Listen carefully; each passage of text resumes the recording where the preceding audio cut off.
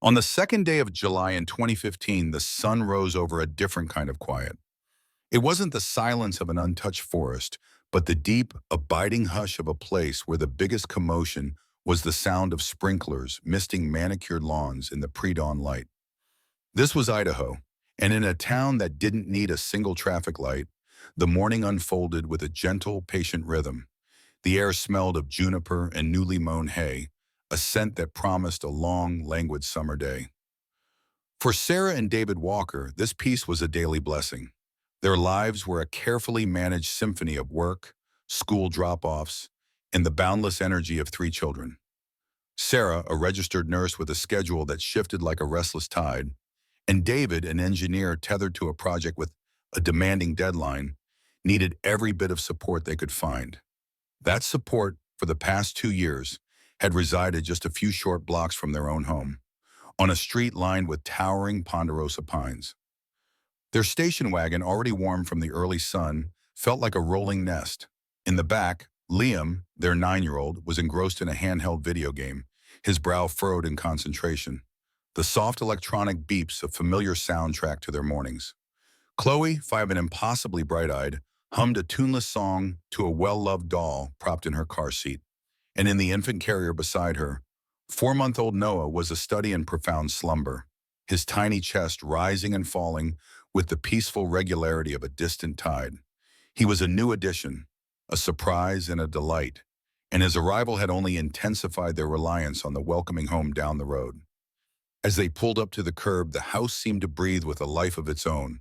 It was a modest, 2-story bungalow, painted a cheerful butter yellow with a wide front porch and a swing that swayed gently in the nascent breeze. Potted petunias overflowed from hanging baskets, and a ceramic turtle sat guard by the front door. The home belonged to Mary Scherer, known to the children simply as Miss Scherer, and it had been a second home for Liam and Chloe for nearly 2 years. Since Noah was just 7 weeks old, he too had joined the fold, becoming part of the gentle chaos of Mary's world. Mary Scherer herself opened the door before the Walkers had even reached the top step. She was a woman in her late 30s with a wide, easy smile and a perpetually disheveled blonde ponytail that spoke of a life lived in constant motion. She wore comfortable faded jeans and a t-shirt spattered with what looked like remnants of a recent arts and crafts project. Her eyes, the color of a summer sky, crinkled at the corners as she greeted them. "Good morning, Walkers," she said, her voice a warm, melodic current. "Right on time, come on in." The interior of the home was a testament to organized pandemonium. Bins of brightly colored toys lined one wall of the living room, and a small, child-sized table with tiny chairs sat ready for breakfast or craft time. The air hummed with the cheerful chatter of children, a sound as constant and reassuring as a running brook. A little girl with a fiery mop of red hair, Mary's 4-year-old, Lily, was stacking oversized blocks into a teetering tower, while a boy with a head of sandy curls, her 7-year-old Ben, was meticulously lining up a fleet of toy cars on the rug. Ella, her 9-year-old daughter, was curled on the couch reading a book with a concentration that mirrored Liam's. Sarah and David guided their children inside, the familiar routine as comforting as a well-worn blanket. The conversation began, easy and friendly, a series of exchanges that mirrored a transcript a judge would one day read. "About a year and a half ago, you started coming here," David said, a statement more than a question, a pleasantry to fill the air. "Almost 2 years for the older ones now," Sarah corrected him softly, a slight smile on her face as she unbuckled Chloe from her carrier. "It's hard to believe it's been that long." "Time flies when you're having fun, I guess," Mary said with a laugh, reaching down to help Chloe out. She was so natural with the children, a human anchor in the sea of small, scurrying bodies. "And little Noah, he's what, 4 months now?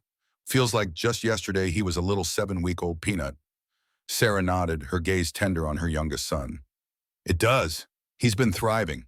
We're so grateful to have you, Mary. It's a weight off our shoulders in knowing they're with you." The conversation shifted, as it often did, to the household dynamics.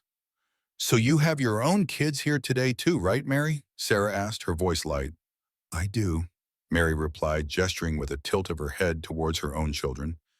"I have my 4 here.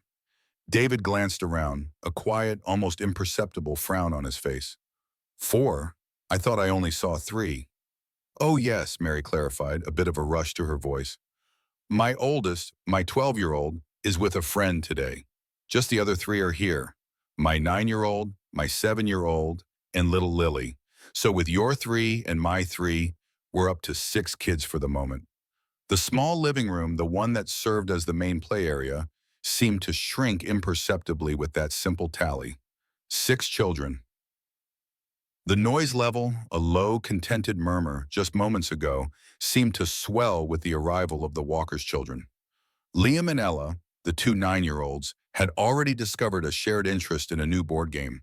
Their voices, a quiet conspiracy of rules and strategy. Ben and Chloe were huddled together over the toy cars, building a multi-lane highway. Lily, still working on her tower, giggled as she added one last block, the structure swaying precariously. Mary, ever the conductor, had a keen eye on every detail, her head swiveling from child to child, a quiet hum on her lips. David, however, was still doing the math in his head. So just the 6 children for now? He asked, not quite believing his own ears. For now, yes, Mary confirmed, her smile unwavering. But I'm expecting a few more in a bit. I've got another 4 to 6 children coming in today. It's a busy week leading up to the holiday. David and Sarah exchanged a quick, almost imperceptible glance. 4 to 6 more children. That would bring the total to somewhere between 10 and 12. The small space, the single living room and the kitchen that opened into it, would be a whirlwind of small bodies and big personalities. Is your husband around to help out? Sarah asked, her voice now a bit more formal, a subtle shift in tone. Mary's smile remained, a steadfast reassurance. He is. He's in the kitchen making some toast for the early risers. A tall, broad-shouldered man, Mary's husband, emerged from the kitchen, a plate of toast in his hand. He was a man of few words, but his presence was a solid, comforting mass. He gave the Walkers a quiet nod, a silent acknowledgement of their trust and his role in this bustling operation. The moment stretched, a fragile, unspoken thought hanging in the air. The sheer number of children, the quickened pace of the morning, the way the house seemed to fill up with a new, heavier energy. It was still a tranquil morning in Idaho.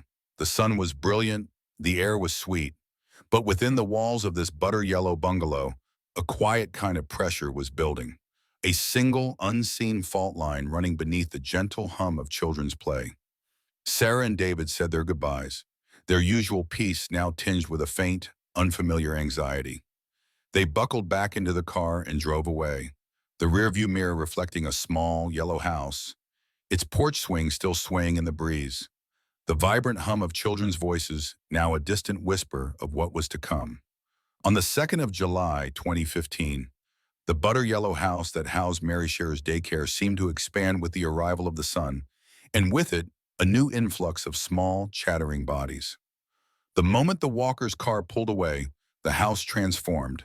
The gentle morning peace shattered into a vibrant, chaotic hum. The front door opened and closed like a flapping wing, letting in the cheerful morning light and a new wave of children and their weary parents. They were a procession of half-asleep kids, clutching their favorite blankets in mismatched lunchboxes, their arrival a testament to the trust placed in Mary's hands. The first to arrive were the 3-year-old twins, Noah and Olivia, their synchronized footsteps echoing as they waddled in. Next came Leo, a quiet 5-year-old with a sketchbook tucked under his arm. Then a boisterous 6-year-old named Sam, who announced his presence with a whoop and a dash toward the toy cars. The air, which had been thick with the soft murmur of 6 children, now buzzed with the energy of a dozen. Mary's 7-year-old Ben was still lining up his cars, but now he had a captive audience in Leo and Sam. Her 9-year-old Ella looked up from her book, a small smile playing on her lips, as she watched the younger children fill the room, and her youngest, 4-year-old Lily, abandoned her precarious tower to greet her friends, her giggle a bell in the morning chorus. The living room, once a picture of tidy readiness, was now a colorful explosion. Bins of building blocks were overturned, their contents scattered like confetti on the rug. The miniature train set, painstakingly assembled by Ben, was quickly dismantled and reassembled into a chaotic, winding track by the collective efforts of the younger children. Crayons and coloring books spilled from a basket near the child-sized table, and a dollhouse sat abandoned, its plastic residence left in a jumbled heap. Miss Scherer moved through the organized chaos with the grace of a seasoned dancer, her eyes scanning the room, her movements fluid and purposeful. Her husband, a quiet pillar of support, was still in the kitchen, but now he was not just making toast. He was preparing a small mountain of pancakes, the sizzle and scent mingling with the happy shrieks from the other room. "All right, everyone, who wants pancakes?" Mary called out, her voice a calm anchor in the rising tide of noise. The children, as if pulled by a single magnetic force, clamored toward the kitchen. Mary's husband, a man whose presence was as steady as his hands, deftly flipped the pancakes onto plates, handing them out one by one with a reassuring nod. There was a rhythm to their day, a silent choreography born of years of practice. Mary, the lead dancer, was the public face, the playful leader, her laughter ringing out often. Her husband, the strong, silent partner, was the backstage crew, the one who kept things running smoothly, who quietly refilled the juice cups and wiped up the inevitable spills. It was a well-oiled machine, and it was clear that they were both fully engaged in the operation. The sheer number of children, a bustling collection of 10 to 12, required 2 pairs of eyes and 4 hands, and they worked in perfect sync. The topic of finances, usually a quiet, discreet matter, came up when one of the other mothers, picking up her child's discarded lunchbox, paused to chat with Mary. "We are so grateful for you, Mary," she said, her voice filled with genuine appreciation.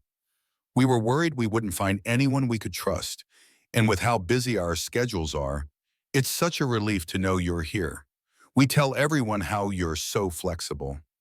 Mary gave her a warm smile. "We're happy to have him. It's my pleasure." She glanced over at her husband, who was helping a child with a stubborn shoe. "The kids are a handful, but it's worth it. It's what we do." The mother leaned in conspiratorially. "And honestly, the price is so reasonable. $20 a day is a steal." Mary nodded. "That's what I normally charge," she said, her tone a little more clipped, a flash of something unreadable in her eyes. The conversation moved on, but the brief exchange underscored a deeper truth about the operation. For some, like the Walkers, the price was a flat rate, a bi-weekly sum of $350 that covered their 3 children, a price far below the daily rate per child. The Walkers knew there were other children. They had seen them before. They didn't know the exact number, but they knew that Miss Scherer and her husband were the ones in charge. It was, they believed, a manageable, licensed operation. The fact that the Walkers paid a flat, discounted rate and didn't know the exact number of children was a subtle fissure in the facade of this seemingly idyllic daycare, a small detail that hinted at the complexity of the situation. It was a point that Sarah Walker would think about later, a nagging thought in the back of her mind. She'd been a nurse long enough to know the importance of patient ratios, and she often found herself doing the mental math. The children's ages, the number of caregivers, the square footage of the room. It was an unspoken anxiety, a faint static beneath the peace she felt about having her children cared for by Miss Scherer. Yet, she had been reassured by the knowledge that Miss Scherer and her husband were a team. A single person could not possibly manage so many children with such grace and diligence. Sarah was so sure of this fact that she never questioned it. What she didn't know was that Mary Scherer, even now, was licensed to run this very operation by herself. In Idaho, a home daycare license was all that was required. And what she would also come to find out was that in the future, Mary Scherer would indeed run it by herself, her husband having found a job elsewhere. A sobering thought, given the sheer number of lives she was responsible for. As the afternoon wore on, the initial burst of energy began to fade, replaced by the contented quiet of nap time and a period of calm. The children, exhausted from a morning of play, were tucked into various cots and blankets, their soft breathing a rhythmic whisper. Mary and her husband used this time to reset, to tidy up the scattered toys and to prepare for the afternoon's activities. Mary, her ponytail more askew than ever, sat on the floor, sorting through a pile of socks. She was licensed, she had all her paperwork in order, and she was doing a good job. She believed this with all her heart. A single bead of sweat trickled down her temple, a small, physical sign of the immense effort she and her husband poured into their work. Just as the quiet settled in, a low, distant hum could be heard. It was a familiar sound, a small plane flying overhead, a common sight in this part of the state. Mary glanced out the window, a flicker of a smile on her face as she followed its path. She didn't think twice about it, didn't consider that such a common, tranquil sight could be a harbinger of a looming, devastating event. To her, it was simply another detail of a perfectly ordinary, perfectly full day. The afternoon was still young, the sun still high in the sky. All was well. The children were sleeping, and the house, for a brief, fleeting moment, was filled with a peace that was both hard-won and fragile. I hope this expanded narrative provides a good continuation of your story. I've worked to meet the word count and integrate all the key details from the transcript into the flow of the writing. Let me know if you would like me to adjust the tone or focus on a different aspect of the day. The midday stillness of the Scherer household was a fragile thing, earned through the Herculean efforts of a morning filled with games, snacks, and the sheer unbridled chaos of 10 toddlers and preschoolers. The sun, a brilliant white orb in a cloudless Idaho sky, cast long, lazy shadows through the living room windows. Its beams illuminated dancing motes of dust and settled on the scattered remnants of a busy morning. A headless doll on the couch, a trail of brightly colored toy cars leading to a rug, and a half-built block tower that stood like a monument to a forgotten dream. In this brief sacred pause, the only sounds were the soft, even breathing of sleeping children in their cots, and the low hum of the refrigerator from the kitchen. For Mary Scherer, this was her window of peace. She moved with a practiced efficiency, the quiet a welcome balm to her nerves. In the kitchen, she was preparing a small feast for the children who would soon wake, their hunger a predictable, powerful force. The scent of simmering chicken and cut vegetables filled the air, a homey aroma that promised comfort and nourishment. Her husband, having finished his morning chores and seen to the needs of the children, was taking a well-deserved break in the back of the house, leaving Mary in charge of the quiet hour. It was into this stillness that the cry erupted. It was a sound unlike any other. Not the wail of a child seeking a toy, or the frustrated sob of a nap-resistant toddler. This was a sound that was pure, piercing agony, the raw, gut-wrenching cry of a 4-month-old baby in distress. It tore through the tranquil air like a jagged piece of glass, making Mary's hand, holding a spoon, pause mid-stir. The sound came from the living room, where little Noah, the walker's youngest, had been sleeping soundly in the baby swing. Mary's heart hammered against her ribs. She was so accustomed to the cacophony of children that she could decipher each one's distinct cry. But this was new. It was a sound she had never heard from Noah before, a sound of such profound, unmitigated pain that it demanded immediate attention. She set the spoon down with a clatter that sounded deafening in the silence and hurried into the living room. The sight that greeted her was both mundane and horrifyingly wrong. The baby swing, a gentle, motorized cradle that had been her go-to solution for soothing the tiny walker's infant, was swaying gently, but it was empty. The sound of crying was coming from the floor, where Noah lay beside Liam, his 9-year-old brother, who was trying to comfort him. Liam was propped up on his knees, his face a mask of concern and confusion. He was gently stroking Noah's cheek with one hand, while the other was on Noah's leg, his little foot bent at an unnatural angle. A small plastic toy fire truck lay abandoned beside them. The quiet whispers of the other children stirring from their naps filled the air, a soft, frightened chorus. Mary felt a cold knot of dread tighten in her stomach. "Liam," she said, her voice softer than she intended, a tremble in the word. "What happened?" Liam's eyes, wide with alarm, darted to his mother's face. "He wouldn't stop crying," he stammered, his voice a tiny squeak. "I thought maybe he was hungry. I took him out of the swing so I could hold him, but he's still crying." Mary's mind raced. Liam, at 9 years old, was a good boy, a responsible and gentle older brother. She had never had a problem with him before. He loved his baby brother fiercely and was always keen to help, to fetch a blanket or a toy or a bottle. It was one of the reasons she had felt so comfortable leaving all 3 of the Walker's children in her care. Yet there he was on the floor, holding his inconsolable brother, his hand on the baby's injured leg. The cries intensified, becoming a breathless, shrieking wail that seemed to vibrate through the very floorboards. Mary's focus narrowed, her world reduced to the sight of her two charges. The other children were starting to wake, their sleepy murmurs growing into a frightened chatter. Leo, the 5-year-old, crawled out of his cot, his face scrunched up in confusion as he looked at the scene. He pointed a small finger at the commotion. "Noah is sad," he announced, his voice a little too loud. Mary knelt beside Liam, her movements swift and careful. She didn't have time to properly process the situation. A dozen children were waking up, some of them crying, and one tiny, inconsolable baby lay on the floor, seemingly in agony. She needed to calm the baby, and she needed to do it now before the panic spread. She reached for Noah, her hand brushing Liam's. As she did so, she looked at the young boy. His face was pale and he was shaking slightly. "I was just trying to help him," he whispered, his voice trembling. "I know, Liam," Mary said, her tone a little sharper than she intended, her own fear leaking into the words.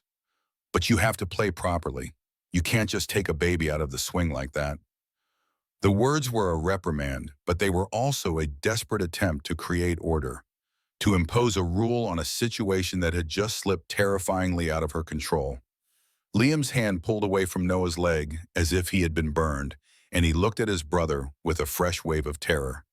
The baby's cries only grew louder, and Mary knew with a certainty that chilled her to the bone that this was not something she could fix with a lullaby or a bottle.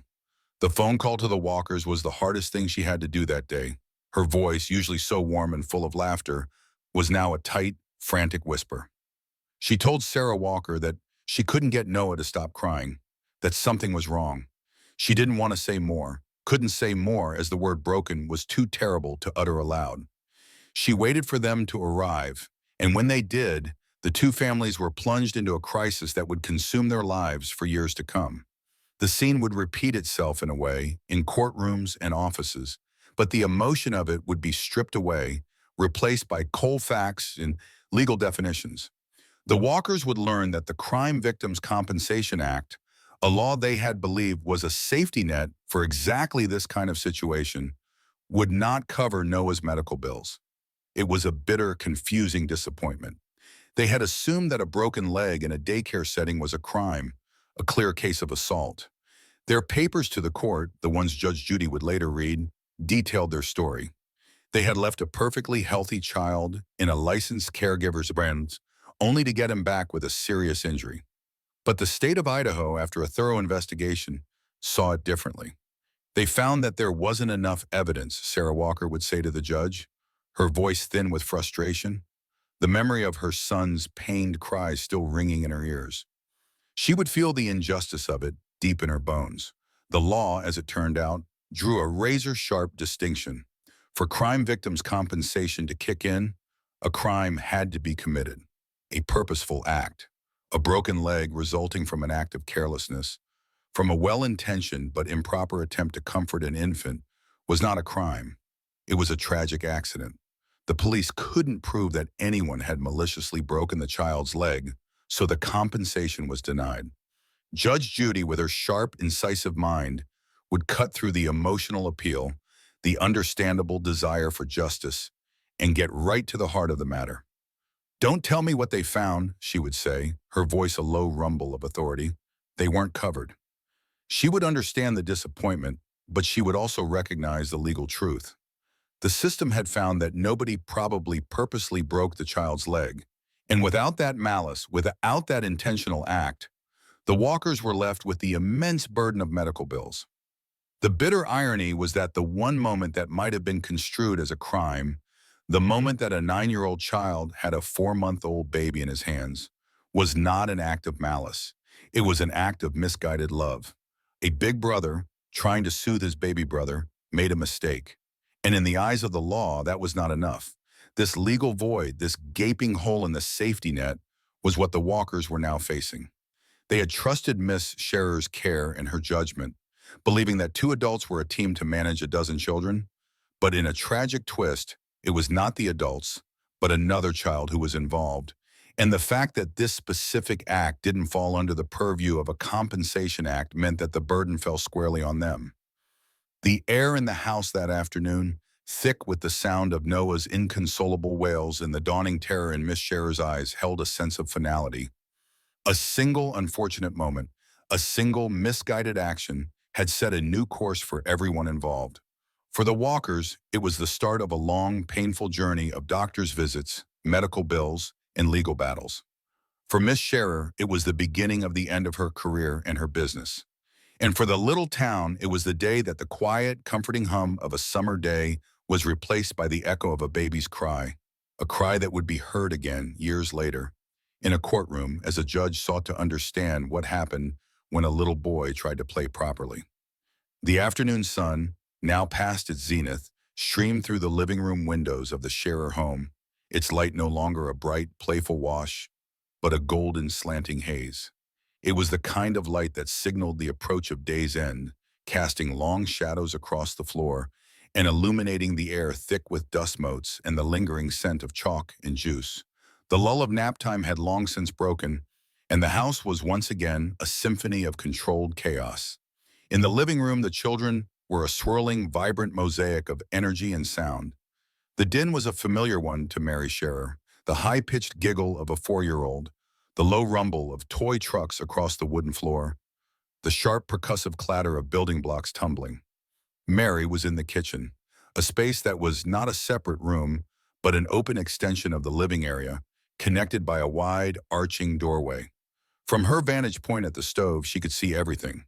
She was stirring a large pot of chili, the rich aroma of spices and simmering meat filling the air, a comforting scent that anchored the sensory overload of the room. It was that time of day when everyone was a little tired, a little cranky, and a lot hungry, and she was doing her best to head off the late afternoon meltdown. In the living room, a cluster of children had gathered on the rug near the sofa, their voices a quiet, humming conspiracy as they built a new city from overturned blocks.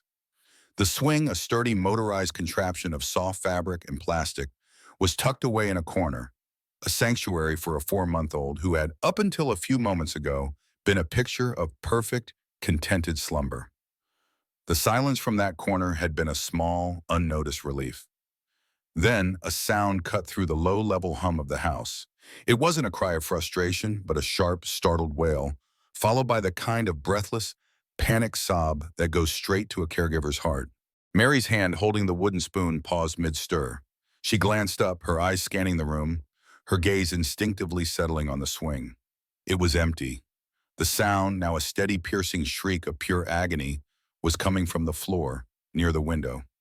A cold dread seeped into her bones. Her oldest son, her 12-year-old, was not home, but her other 3 children were. She saw her 7-year-old, Ben, standing frozen near the toy cars, his eyes wide.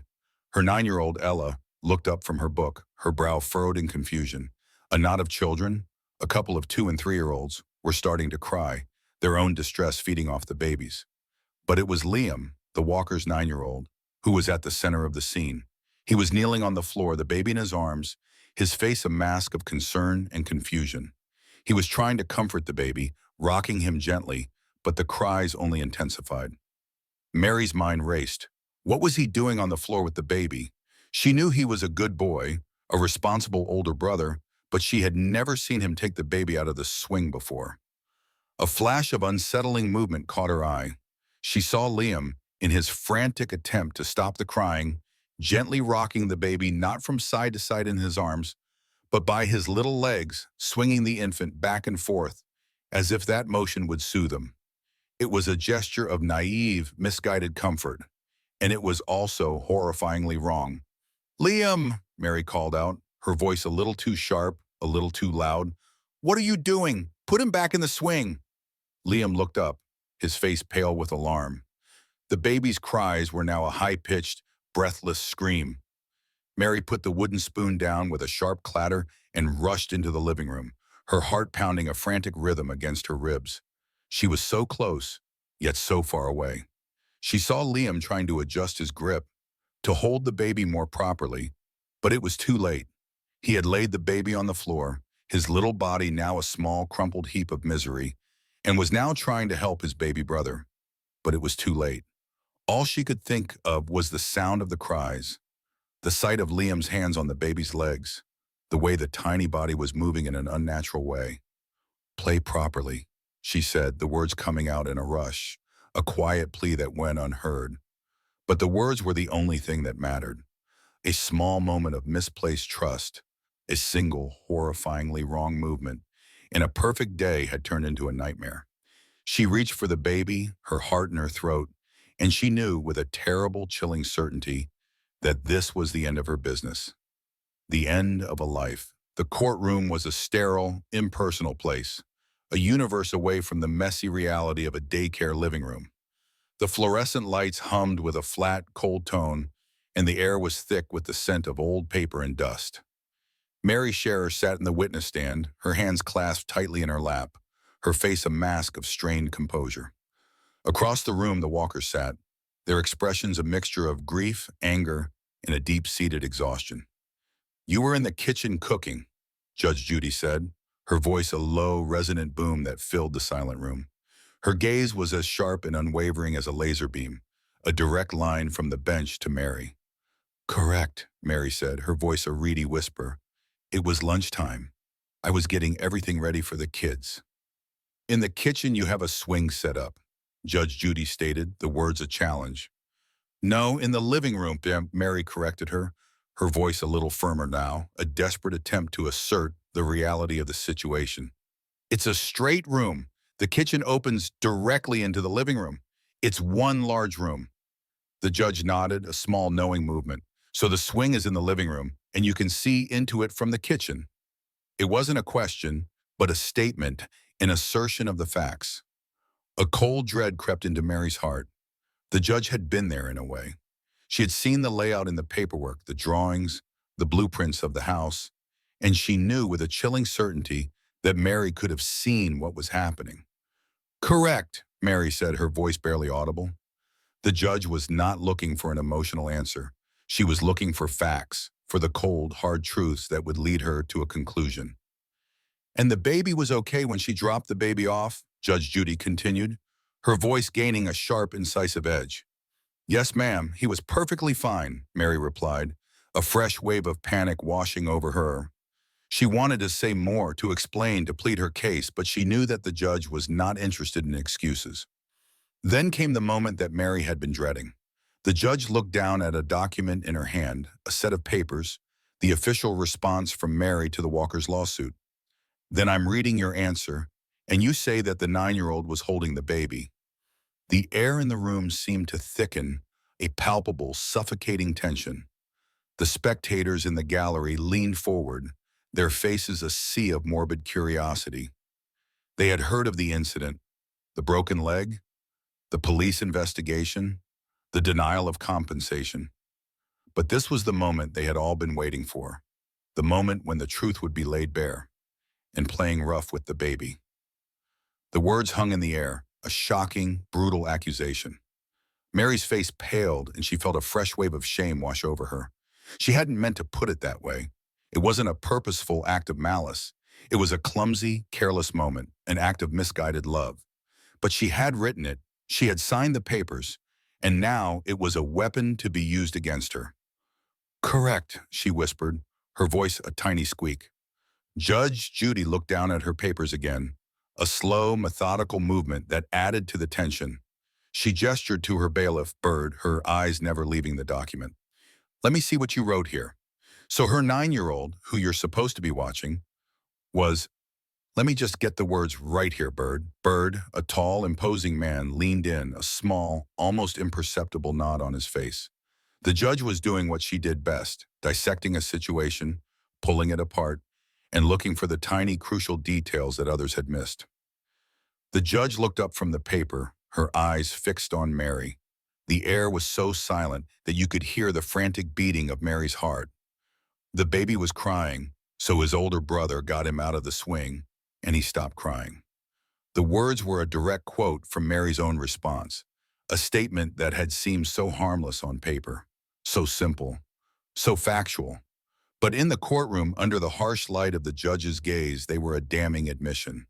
Mary had just admitted that she was in the kitchen, that she was not in the living room, that the baby had been crying, and that a 9-year-old child, who was supposed to be under her care, had taken him out of his swing, and a moment later he had an injury. "Correct," Mary said, her voice thin and full of despair. She was trapped, a single word sealing her fate. She had no more words to add, no more excuses to make. She had been careless. A single moment of inattention, and in the world of Judge Judy, that was more than enough. The judge's final words before she moved on to the next topic were a quiet, devastating pronouncement. Play properly. It wasn't a question, but a final damning judgment. The afternoon light, once bright and welcoming, had taken on the pale, watery quality of a setting sun.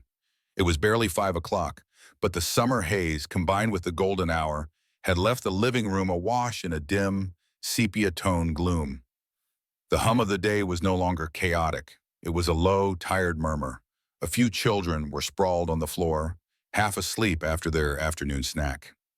The rest were engaged in quiet, solitary play, the air heavy with the scent of simmering chili from the kitchen and the faintly metallic smell of children's Play-Doh felt thick and unmoving.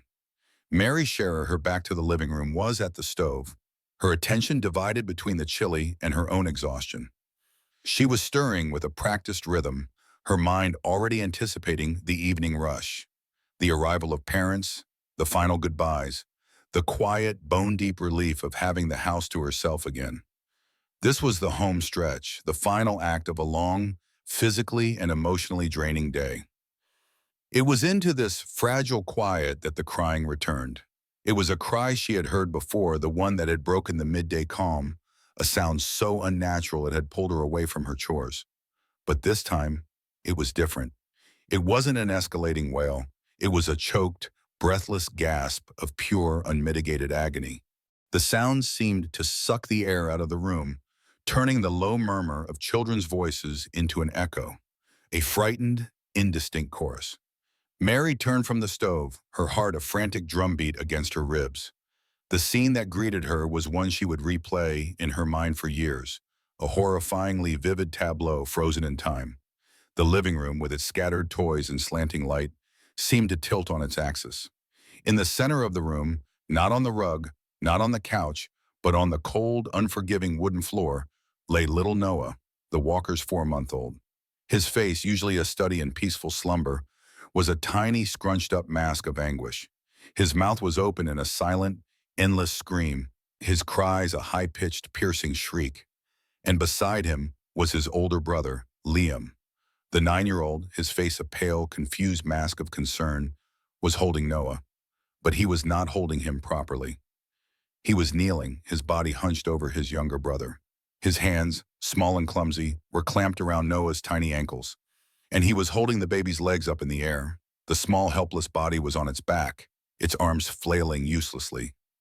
Liam was rocking his brother, not in a gentle side-to-side motion of comfort, but with a frantic, desperate rhythm, twisting the little legs back and forth, as if the movement would silence the cries. He was trying to soothe his brother with all the misguided innocence of a child who did not understand the terrifying fragility of a 4-month-old's bones. The movement was so bizarre, so wrong, that for a moment Mary could not move. She felt as if she were watching a silent film, a surreal and horrible play unfolding before her eyes. The other children, wide-eyed and frozen, looked on, too young to understand the gravity of the scene, but old enough to sense the profound wrongness of it all. The sight was so physically and emotionally jarring that it took Mary a moment to find her voice. Her first instinct was to run to them, to snatch the baby from Liam's hands, but she was paralyzed by a fear that had turned her blood to ice. "Please," she whispered, a quiet, desperate plea. "Please stop." But the words were lost in the roar of the baby's cries, and the quiet, terrible rocking continued. The courtroom was a stark, unforgiving space, its air thick with unspoken judgment. The fluorescent lights hummed with a cold, monotonous rhythm, and the atmosphere was so heavy with tension that it was almost impossible to breathe. Mary Scherer sat in the witness stand, her hands clasped tightly in her lap, her face a mask of exhaustion and despair. She was a world away from the sunny, bustling home in Idaho she had described, and she was a world away from the moment of panic that had consumed her. Judge Judy, seated at the bench, was a study in controlled authority. Her voice, a low and steady rumble, was all that mattered in the silent room. She held a stack of papers in her hands, Mary's written response to the lawsuit, and she was studying them with the meticulous precision of a surgeon. She looked up from the pages, her eyes, sharp and unwavering, fixed on Mary. The baby started crying again, and when I turned around, The judge paused, a dramatic, pregnant silence that filled the room. Do you remember what you saw? Mary's heart hammered against her ribs, a frantic, panicked beat. She had been through this before, with the police, with the social workers, with the lawyers. But this was different. This was Judge Judy, a woman who saw through lies and half-truths with a terrifying clarity. Mary took a deep breath, her voice a reedy whisper. Yes. Tell me what you saw. The command was a low, powerful demand. Mary's gaze flickered to the walkers who sat across the room, their faces pale and drawn. She saw the pain in their eyes, the unspoken question. Why? Why hadn't you been watching? She knew she had to tell the truth, but she also knew that the truth would condemn her. She swallowed hard, the words catching in her throat. The brother, she began, her voice gaining a little strength, a desperate attempt to sound like she was in control. He had the baby on his back on the floor. He had his legs up in the air. A low murmur rippled through the gallery. The faces of the spectators were a sea of horrified, sympathetic glances. The judge's face, however, remained impassive. She was not interested in emotion, only in facts. He was holding his legs or ankles, Mary continued, the words tumbling out in a rush, a horrifying recitation of a scene she wished she could forget. And he was twisting him back and forth throughout the living room. The silence that followed was total and absolute, broken only by the judge's slow, deliberate movement as she leaned back in her chair. Then a dry, incredulous sound, a single syllable that was both a question and a condemnation. A sound that was a full, incredulous laugh. It was not a laugh of amusement. It was a laugh of disbelief, of scorn, of a complete and total lack of respect. It was a sound that told everyone in the room that the judge had already made up her mind. Mary's face burned with shame. Okay, oh, Judge Judy said, her voice now a low, dangerous growl. So what did you do? Mary's voice was barely a whisper. She wanted to say that she had run to them, that she had screamed, that she had done something, but she hadn't. She had been frozen in place, a single weak command leaving her lips. I asked him to please stop. The judge's gaze was a physical weight, pressing down on her. The walkers leaned forward, their hands clenched, their faces a mixture of anguish and outrage. They had trusted her with their children, and this was all she had done? A simple, please stop? Judge Judy looked down at her papers again, her voice a cold, hard echo of Mary's own written words. You asked him, according to you. I told him to pick up the baby and play nicely. The words hung in the air, a final damning blow. The judge was not only accusing Mary of a lack of action, she was holding her accountable for the very words she had used, words that seemed woefully inadequate for the gravity of the situation. Correct, Mary whispered, her voice full of despair. She was trapped. She had been too exhausted, too overwhelmed, and in that single terrible moment, she had failed. She knew that her answer was not enough, that no amount of explanation or remorse could change the fact that a child had a broken leg, and that she, the adult, the caregiver, had failed to prevent it. She had watched, she had waited, and she had done nothing. And now she would pay the price. The look on the judge's face, a final, pitiless glare, told her that the decision had been made.